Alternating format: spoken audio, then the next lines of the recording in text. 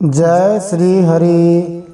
नारायणं नमस्कृत्य नरं चैव नरोत्तमं देवीं सरस्वतीं व्यासं ततो जयमुदीरयेत्। भगवान श्री नरनारायण को प्रणाम करते हुए श्री गणेश जी महाराज, माता सरस्वती, वेदव्यास भगवान को प्रणाम करते हुए हृदय आराध्य सर्वांतर्यामी सबके हृदयों में विराजमान अनंत कोटि ब्रह्मांड नायक परात् परब्रह्म पुरुषोत्तम जगदाधार जगन्नियंता जगदीश्वर जगतगुरु जगन्नाथ भगवान श्री हरि के पवित्र चरणों में प्रणाम करते हुए भगवत स्वरूप श्रीमद् भागवत को प्रणाम करते हुए श्री सुखदेव जी और परीक्षित महाराज को प्रणाम करते हुए अनंत कोटि सब संत महात्माओं वैष्णवों को प्रणाम करते हुए भगवान से वृंदावन बिहारी को प्रणाम करते हुए मैं सुनील हरि आप सबका श्रीमद् भागवत महापुराण को सुनने के लिए श्री हरि भक्ति प्रचार चैनल पर स्वागत करता हूं। इस चैनल पर प्रतिदिन श्रीमद् भागवत महापुराण के संस्कृत श्लोकों का गायन किया जा रहा है। इसके साथ ही हिंदी भावार्थ और रोचक प्रश्नों के साथ हम श्रीमद् भागवत का श्रवण कर रहे हैं। यदि आपने अभी तक चैनल को सब्सक्राइब नहीं किया है तो ज़रूर से सब्सक्राइब कर दें, इससे हमारा उत्साह बढ़ेगा। दूसरों को भी ये कथा शेयर करते रहिए, भेजते रहिए, इससे बड़ा लाभ होने वाला है। अब हम श्रीमद् भागवत महापुराण के दशम स्कंद के पूर्वार्ध के 35वें अध्याय, जिसको युगल गीत के नाम से जाना जाता है, उसके श्लोक संख्या 18 से श्रवण करते हैं। इस अध्याय के अभी तक हम 2 भाग सुन चुके हैं। यदि आपने उन अध्यायों को नहीं सुना है तो आप प्लेलिस्ट के अंदर से उन अध्यायों को ढूंढ सकते हैं और उनको सुन सकते हैं। अब हम श्लोक संख्या 18 से श्रवण करते हैं। इस युगल गीत में स्वागता नामक छंद आया है, जिसके प्रत्येक चरण में 11 अक्षर होते हैं। इस स्वागता छंद की राग श्री रामचरितमानस गोस्वामी तुलसीदास जी के द्वारा रचित जो ग्रंथ है उसकी चौपाइयों से बिल्कुल सटीक बैठती है और हमने यथासंभव गोस्वामी श्री तुलसीदास जी के द्वारा रचित श्री रामचरितमानस की चौपाइयों की रागों में इन श्लोकों का गाने का प्रयास किया है। हम श्लोक संख्या 18 से सुनते हुए कुछ महत्वपूर्ण प्रश्नों के उत्तर भी प्राप्त कर सकते हैं। श्री भगवान द्वारा अपनी मणिमाला पर गायों की गणना करना, लाखों गायों को भगवान श्री कृष्ण किस प्रकार बुलाते थे, ये एक महत्वपूर्ण प्रश्न है। इसका उत्तर हम जानेंगे। भगवान श्री कृष्ण की 108 प्रकार की गायें कौन सी हैं? भगवान का शुद्ध भक्त बनने के लिए अथवा कहो कि सच्चा भक्त बनने के लिए अपना समय कैसे बिताना चाहिए, गोपियों से सीखें, ये भी हम जानेंगे। आइए श्रीमद् भागवत महापुराण के दशम स्कंद के पूर्वार्ध के 35वें अध्याय में युगल गीत में श्लोक संख्या 18 से सुनते हुए इन प्रश्नों के उत्तर प्राप्त कर सकते हैं। मणिधरः क्वचिदागणयन्गा मालयादयित गन्धतुलस्या प्रणयिनोऽनुचरस्य कदांसे प्रक्षिपन् भुजमगायत यत्र क्वणितवेणुरववञ्चितचेता कृष्णमन्वसत कृष्णगृहिण्या गुणगणार्णमनुगात्य हरिण्यो गोपिका इव विमुक्तगृहाशः। फिर गोपियाँ कहती हैं, उन श्याम सुंदर के गले में मणियों की माला बहुत ही भली मालूम होती है। तुलसी की मधुर गंध उन्हें बहुत प्यारी है। इसी से तुलसी की माला को तो वे कभी भी छोड़ते ही नहीं, सदा धारण किए रहते हैं। जब वे श्याम सुंदर उस मणियों की माला से गौओं की गिनती करते करते किसी प्रेमी सखा के गले में बाँह डाल देते हैं और भाव बता बताकर बांसुरी बजाते हुए गाने लगते हैं, उस समय बजती हुई उस बांसुरी के मधुर स्वर से मोहित होकर कृष्णसार मृगों की पत्नी हरिणियां भी अपना चित्त उनके चरणों पर निछावर कर देती हैं। और जैसे हम गोपियां अपने घर गृहस्थी की आशा अभिलाषा छोड़कर गुण सागर नागर नंदनंदन भगवान को घेरे रहती हैं, वैसे ही वे हरिणियां भी उन भगवान के पास दौड़ आती हैं और वहीं एकटक देखती हुई खड़ी रह जाती हैं, लौटने का नाम भी नहीं लेती। इस श्लोक के भाव में श्री जीव गोस्वामी जी बतलाते हैं कि तीसरे पहर भगवान श्री कृष्ण नए वस्त्र पहनते हैं और तब अपनी गायों को घर वापस लाने के लिए निकलते हैं। श्री विश्वनाथ चक्रवर्ती ठाकुर वृंदावन की दिव्य गायों के विषय में एक महत्वपूर्ण जानकारी देते हैं। सफेद, लाल, काली तथा पीली, इन 4 रंगों में से प्रत्येक रंग के 25 उप विभाग थे, जिससे कुल मिलाकर 100 रंग हो जाते हैं। माने 4 प्रकार की गायें थी, सफेद, लाल, काली और पीली। इनमें भी अलग अलग विभाग थे। इस प्रकार 100 रंगों की गाय थी। यही नहीं, चंदन तिलक जैसे रंग के गुणों वाली या मृदंग जैसे सिर के आकारों वाली गायों के 8 और समूह बनते हैं। कुछ गायों के सिरों पर चंदन के तिलक थे और कुछ के सिर जो है वो मृदंग जैसे थे। गायों के रंग और आकार के इन 108 समूहों की गिनती के लिए भगवान श्री कृष्ण 108 मणियों वाली माला का प्रयोग किया करते हैं। कैसा ही दिव्य भाव है। भगवान अपने गले में 108 मणियों की माला रखते हैं और वे 108 प्रकार की जो गायें हैं उनका सबका अलग अलग संकेत है, उनको बुलाने की एक विधि है। इसलिए जब भगवान श्री कृष्ण कहते हे धवली, एक सफेद गाय का नाम लेकर पुकारते तो सफेद गायों का पूरा झुंड आगे आ जाता है, क्योंकि भगवान श्री कृष्ण कोई 100-200 गायें तो लेके जाते नहीं थे, उनके पास में बहुत सारी गायें थी। इसलिए एक धवली बोलते तो धवली समूह वाले सारी गायें इकट्ठे हो जाती।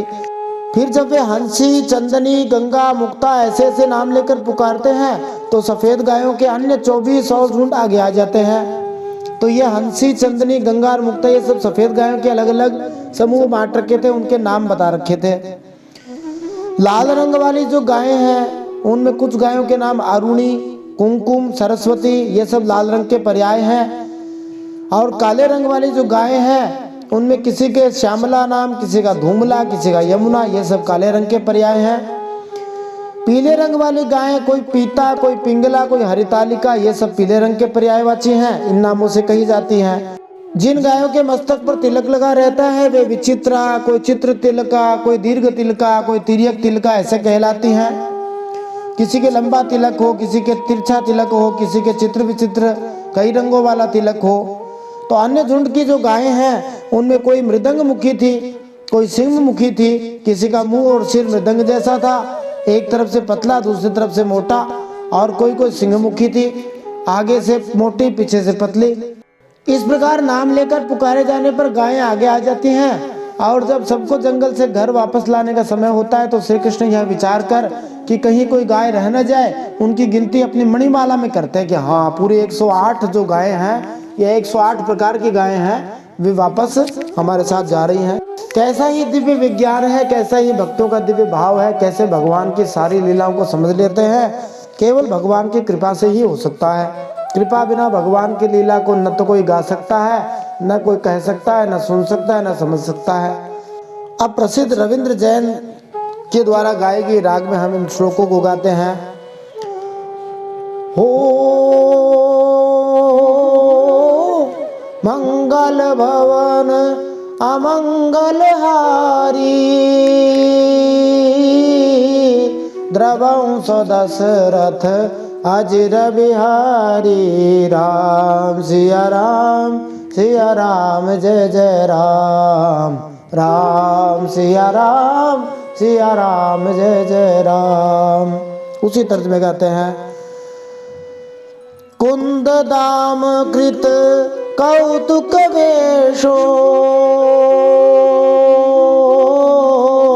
गोप गोधन वृतो यमुनायाम, नंद सूनुरनगे तव वत्सो, नर्मदा प्रणयिनां विजहार। हो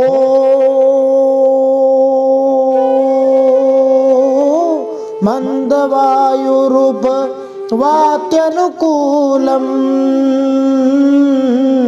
मानयन्मलयज स्पर्शेन, वन्दिनास्तमुपदेव गणाये, वाद्यगीत बलिभिः परिबभ्रूः। श्री जीव गोस्वामी इस श्लोक की व्याख्या में बतलाते हैं कि गोपियां पुनः ब्रज की महारानी माता यशोदा के आंगन में आई हुई हैं। दिन भर गायें चराने तथा खेलने के बाद श्री कृष्ण के वृंदावन लौटने का वर्णन करके गोपियां यशोदा को सांत्वना प्रदान कर रही हैं। फिर से गोपियां एक बार यशोदा जी से कहती हैं कि हे नंदरानी यशोदा जी, वास्तव में तुम बड़ी पुण्यवती हो, तभी तो तुम्हें ऐसे पुत्र मिले हैं। तुम्हारे वे लाडले लाल बड़े प्रेमी हैं, उनका चित्त बड़ा कोमल है। वे प्रेमी सखाओं को तरह तरह से हास परिहास के द्वारा सुख पहुंचाते हैं। कुंदकली का हार पहनकर जब वे अपने को विचित्र वेश में सजा लेते हैं और ग्वाल बाल तथा गौओं के साथ यमुना जी के तट पर खेलने लगते हैं, उस समय मलय से उत्पन्न होने वाले चंदन के समान शीतल और सुगंधित स्पर्श से मंद मंद अनुकूल बहकर वायु तुम्हारे लाल कन्हैया की सेवा करती है और गंधर्वादी उपदेवता बंदीजनों के समान गा गा कर उन्हें संतुष्ट करते हैं तथा अनेकों प्रकार की भेंटें देते हुए सब ओर से घेर कर उनकी सेवा करते हैं। श्री विश्वनाथ चक्रवर्ती ने कहा है कि जिन उपदेवों का नाम यहाँ आया है उनमें गंधर्वगण सम्मिलित हैं, जो अपने दैवी गायन तथा नृत्य के लिए विख्यात हैं। गंधर्वगण गाते बहुत अच्छा हैं। सुखदेव जी आगे गाते हुए कहते हैं, वत्सलो व्रज गवाम यद गाध्रो वन्द्यमान चरण पथिव्रेधै कृष्ण गोधन मुभो यदि नान्ते गीत वेणुरनु गेडित कीर्तिः उत्सवं शमरुचापि दृशेना मुन्नयन् कुररज सुरिताशक् दीत्सयैति सुहृदाशिष एष देवकी जठर भूरुडुराजः। अब गोपियां वृंदावन के घरों के अटारियों पर किसी समय चढ़ी हुई थी, जिससे वे भगवान श्री कृष्ण को घर वापस आते ही जल्दी से जल्दी देख सके। माता यशोदा भी अपने लाल की वापसी के लिए अत्यंत उत्सुक रहती थी। अतः यशोदा जी सबसे लंबी सुंदर युवा गोपी को बुलाकर ऊपर जाने के लिए कहती है, जिससे वह गोपी देख सके कि कन्हैया अब कब पहुंचने वाले हैं। तो उस गोपी ने देखते हुए बताया, अरे सखी, श्याम सुंदर ब्रज की गौओं से बड़ा प्रेम करते हैं, इसीलिए तो उन्होंने गोवर्धन धारण किया था। अब वे सब गौओं को लौटाकर आते ही होंगे। देखो सायंकाल हो चला है, तब इतनी देर क्यों होती है सखी? रास्ते में बड़े बड़े ब्रह्मा आदि, वयोवृद्ध और शंकर आदि ज्ञान वृद्ध उनके चरणों की वंदना जो करने लग जाते हैं। इसी कारण से कन्हैया को आने में थोड़ी देरी हो जाती है। अब गौओं के पीछे पीछे बांसुरी बजाते हुए वे आते ही होंगे। ग्वाल बाल उनकी कीर्ति का गान कर रहे होंगे। देखो ना, यह क्या आ रहे हैं। गौओं के खुरों से उड़ उड़ कर बहुत सी धूल वनमाला पर पड़ गई है। वे दिन भर जंगलों में घूमते घूमते थक गए हैं, फिर भी अपनी इस शोभा से हमारी आंखों को कितना सुख, कितना आनंद दे रहे हैं। देखो, ये यशोदा जी की कोख से प्रकट हुए सबको आह्लादित करने वाले चंद्रमा हम प्रेमी जनों की भलाई के लिए, हमारी आशा अभिलाषाओं को पूर्ण करने के लिए ही हमारे पास चले आ रहे हैं। अब स्वागता छंद के अंदर युगल गीत के अंतिम 2 श्लोक हम सुनते हैं। भागवत जी में ये स्वागता छंद एक ही बार आया है। एक और राग में सुनते हैं।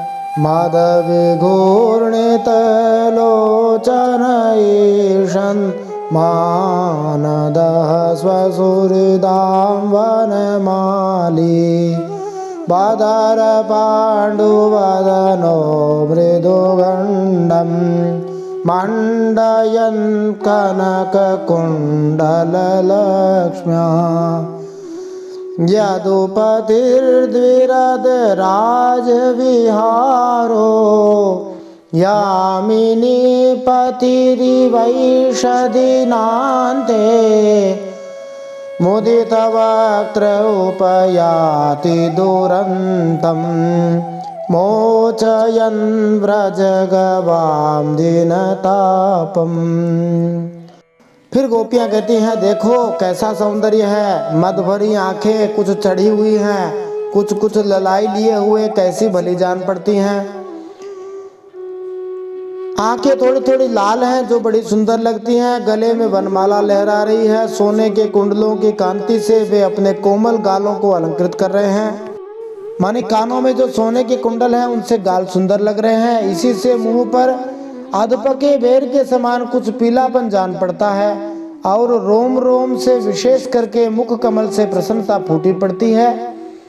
देखो अब वे अपने सखा ग्वाल बालों का सम्मान करके उन्हें विदा कर रहे हैं। देखो देखो सखी, व्रज विभूषण श्री कृष्ण गजराज के समान मदभरी चाल से इस संध्या वेला में हमारी ओर आ रहे हैं। अब व्रज में रहने वाली गौओं का, हम लोगों का दिन भर का असह्य विरह ताप मिटाने के लिए उदित होने वाले चंद्रमा की भांति ये श्याम सुंदर हमारे प्यारे हमारे समीप चले आ रहे हैं।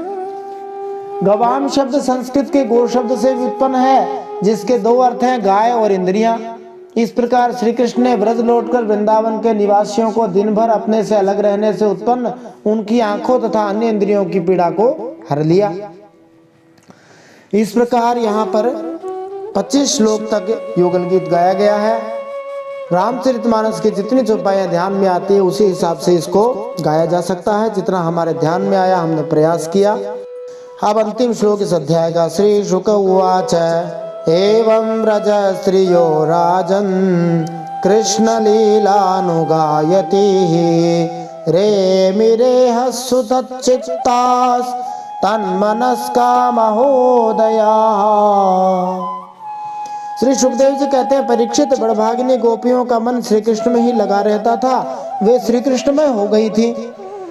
जब भगवान श्री कृष्ण दिन में गायों को चराने के लिए वन में चले जाते तब वे गोपियां उन्हीं भगवान का चिंतन करती रहती और अपनी अपनी सखियों के साथ अलग अलग उन्हीं की लीलाओं का गान करके उसी में रम जाती। इस प्रकार उनके दिन बीत जाते। इस श्लोक से निश्चय ही पुष्टि हो जाती है कि टूटे हुए हृदयों वाली गोपियों की तथाकथित पीड़ा वास्तव में भौतिक पीड़ा नहीं है, काम पीड़ा नहीं है, आध्यात्मिक आनंद है। भौतिक स्तर पर पीड़ा तो पीड़ा ही होती है, किंतु आध्यात्मिक स्तर पर तथाकथित जो पीड़ा है वह आध्यात्मिक आनंद का एक भिन्न प्रकार मात्र है। आजकल लोग विभिन्न स्वादों वाली आइसक्रीम मिलाकर स्वाद के अद्भुत मिश्रण उत्पन्न करने में मजा लेते हैं और बहुत सारी चीजों को इस प्रकार मिला करके खाते हैं, उसे कॉकटेल कहते हैं। इसी तरह आध्यात्मिक स्तर पर श्री कृष्ण और उनके भक्त लोग आध्यात्मिक आनंद के स्वादों को कुशलता से मिलाते रहते, मिश्रित करते रहते हैं। इस प्रकार प्रत्येक दिन गोपियों के लिए एक महान उत्सव बन जाता था। बोलिए भक्तवत्सल भगवान की जय, कृष्ण कन्हैया लाल की जय, श्रीमद् भागवत महापुराण की जय, परम सत्य श्री हरि की जय। इति श्रीमद् भागवते महापुराणे पारमहंस्यां संहितायां दशमस्कन्धे पूर्वार्धे वृंदावन क्रीडायां गोपिका युगल गीतम नाम 35 श्रीमन्नारायणार्पणमस्तु। इस प्रकार श्रीमद् भागवत महापुराण परमहंसों की संहिता दशम स्कंद पूर्वार्ध में वृंदावन के क्रीड़ा में गोपिका युगल गीतम नामक 35वां अध्याय भगवान श्री नारायण के चरणों में समर्पित हो।